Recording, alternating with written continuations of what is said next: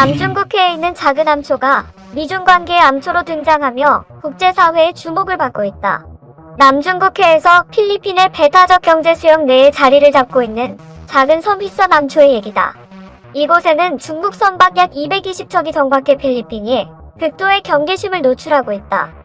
부메랑이나 숫자 7 모양을 하고 있는 휘서 남초는 길이 13, 면적 16 크지 않다. 이 암초는 필리핀에서는 약 320, 중국에서는 약 1060 떨어져 지리적으로는 필리핀의 3배나 가깝다. 필리핀과 중국, 베트남이 영유권을 주장하며 나라마다 명칭도 다르다. 중국에서는 유어자오 소뿔 암초라는 뜻, 필리핀에서는 줄리안 펠리페 암초, 베트남에서는 자바자오로 불린다. 안녕하세요, 군사기 밀뉴스TV입니다. 알람 설정을 하시면 영상 업로드 시 바로 시청하실 수 있습니다. 시청해주셔서 감사합니다. 필리핀 FA-50 중국 해상 민병 때려잡나. 필리핀 선박 220척 몰아내기 대작전. 전공격기 띄웠다. 필리핀군이 남중국해에서 수백 척의 중국 선박을 몰아내기 위해 한국에서 도입한 FA-50PH 경공격기를 출격시켰다. FA-50PH는 한국항공우주산업이 양산한 고등훈련기 TO-10의 파생형인 FA-50의 필리핀 수출용 형제 모델이다. 현재 공군도 FA-50을 60여 대 운용 중이다. 28일 현지 시간 로이터 통신에 따르면 필리핀 국방부는 남중국해 휘서 남초 인근에 정박 중인 220여 척의 중국 선박의 즉각 퇴거를 요구하기 위해 전투기를 띄웠다. 해당 해역은 필리핀의 배타적 경제 수역 안에 있는 곳이다. 이와 관련 델핀 노렌자나 필리핀 국방장관은 성명을 통해 군용기를 매일 보내 주권 순찰을 하고 있으며 상황을 감시하고 있다며 필리핀 어선들을 보호하기 위해 해군 주둔을 강화할 것이라고 밝혔다. 필리핀 해군은 현대중공업이 건조한 미사일 호위함 2척도 도입했다. 한 번 함은 지난해 7월에, 두 번 함은 지난 19일에 취역했다. 중국 선박들은 지난 7일부터 시위를 하듯 지어 이곳에 머물고 있다. 앞서 지난 25일 조 바이든 미국 대통령은 취임 후 첫 기자회견에서 이번 사태와 관련해 중국이 남중국해, 동중국해나 대만과 맺은 협정, 기타 모든 것과 관련해 중국이 책임을 지고 규칙을 따르도록 분명히 할 것이라고 밝혔다. 영유권 분쟁 중인 필리핀과 베트남 정부도 중국에 공식 항의했다. 이에 중국은 주 필리핀 중국 대사관을 통해 해당 선박들은 어선이며 거친 파도를 피해 정박하고 있을 뿐이라고 반박했다. 필리핀은 지난 2014년 FA-50PH 12대를 약 4억 2천만 달러에 계약했고 2017년까지 순차적으로 모두 인도했다. 필리핀 공군은 FA-50PH를 도입하기 전까지 제대로 된 전투기가 단 한 대도 없었다. 이후 필리핀군은 이슬람 반군 소탄 작전에 FA-50PH를 투입해 정밀 폭격으로 큰 성과를 얻었다.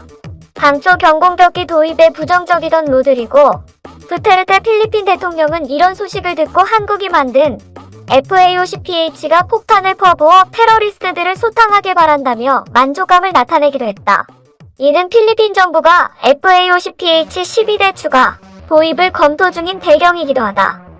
수많은 섬으로 이뤄진 필리핀과 같은 국가에선 속도가 느리면서도 지상 목표물 공격에 최적화된 경공격기가 높은 사양에 최첨단 전투기보다 더 효율적이라는 전문가들의 분석도 이런 사정을 뒷받침한다. 휘서 남초를 둘러싼 선박들의 정체는 필리핀 해양경비대에 의하면 지금 휘서 남초를 둘러싸고 있는 선박들은 중국 정부는 부인하지만 중국인민해방군의 민병대 소속 선박인 것으로 보인다.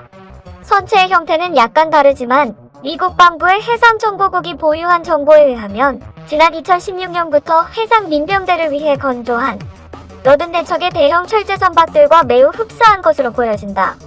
이들 선박들은 최근 몇 년 동안 남중국해 전역에 걸쳐 중국인민해방군이 자국 영토라 주장하는 남중국해의 크고 작은 섬들에 순환 배치되면서 영유권 강화 작업에 투입되었다.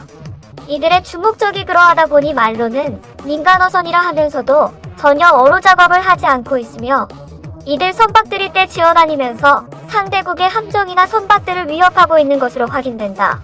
특히 이들 선박들이 비무장이어서 외국의 군함들에 대해 인간 방패 역할을 하면서 중국의 함정들을 보호하기도 하고 또한 경우에 따라서는 물대포를 이용해 저항하기도 하는 것으로 알려지고 있다.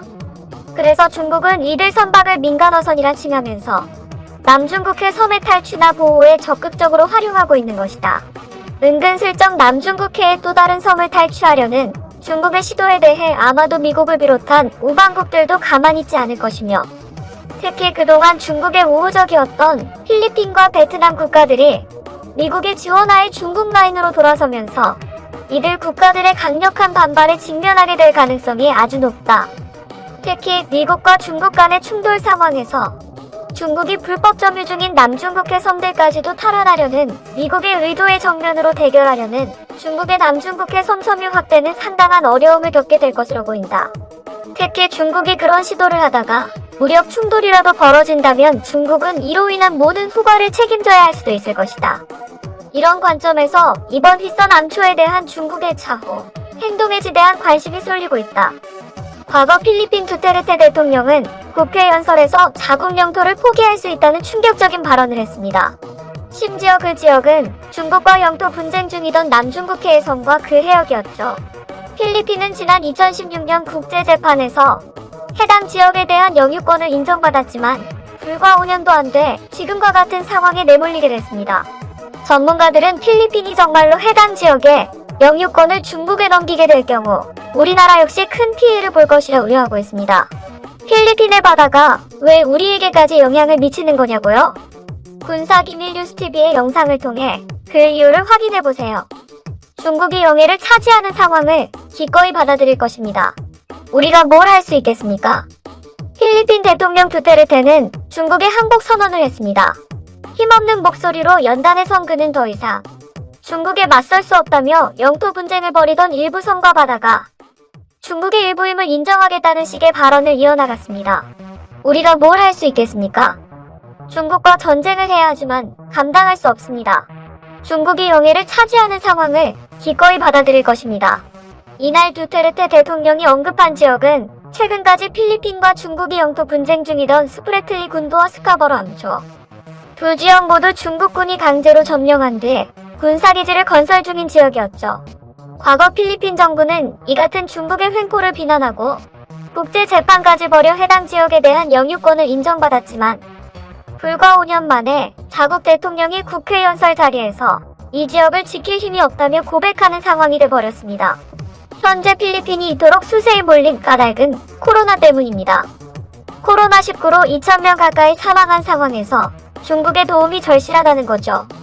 중국이 백신을 개발한다면 우리에게 가장 먼저 제공해주거나 구매할 수 있도록 해달라고 시진핑 주석에게 요청했습니다. 자신들의 영해를 코로나19 백신과의 거래 대상으로 삼은 필리핀. 전문가들은 두테르테의 이 같은 결정이 우리나라에까지 큰 피해를 끼칠 수 있다며 우려하고 있습니다.